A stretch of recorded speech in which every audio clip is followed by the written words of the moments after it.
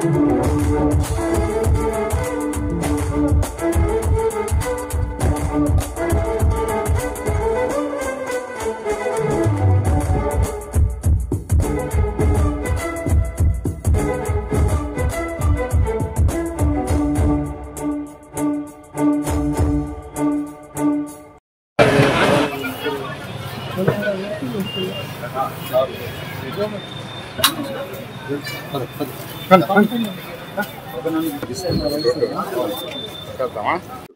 Bus stand కానుకోండి ఒక road మొత్తం damage అయింది. దాన్ని కూడా యాక్చువల్ గా సురేష్ రెడ్డి గారు అడిగారు.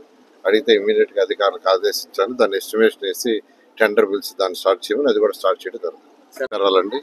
ఈ రోజు మీకు అందరికి తెలుసు, ఎలక్షన్ కు ముందు ఎన్డీఏ కూటమి ఏదైతే మహిళలకి ఉచిత బస్ ప్రయాణం అని చెప్పిందో దాన్ని 100% తప్పకుండా చేయటం, దాని మీద ఈరోజు రాష్ట్రంలో మహిళలు ఎంతో హర్షాన్ని వ్యక్తం చేస్తున్నారు. ఈ నేపథ్యంలో ఈరోజు యాక్చువల్గా సురేష్ గారు నన్ను కలవటం, టాయిలెట్స్ ఇబ్బంది ఉంది, ఆ టాయిలెట్స్ చేస్తే బాగుంటుందని చెప్పడం, దాని మీద అధికారులతో వచ్చాను.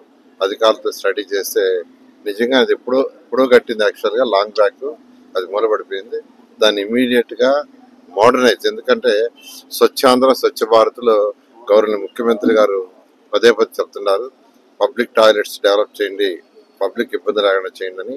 అందుకని నా దృష్టికి యాక్చువల్గా వాడు తీసుకొచ్చారు. మేము ఇద్దరం కలిసి యాక్చువల్ ఇప్పుడు దాన్ని ఇన్స్పెక్షన్ చేయటం, అధికారులకు ఆదేశిస్తున్నాం. ఇమీడియట్ గా దాన్ని టేకప్ చేస్తాం. అది జనరల్ పబ్లిక్ అయినా, ఆర్టీసీ బస్ స్టాండ్కి వచ్చే ఎవరైతే ఉన్నారో ప్రయాణికులు వాళ్ళకైనా ఉండేటట్టుగా మోడర్న్ గా డెవలప్ చేసి ఆ తర్వాత చక్కగా మెయింటైన్ చేసి చేయడం జరుగుతుంది.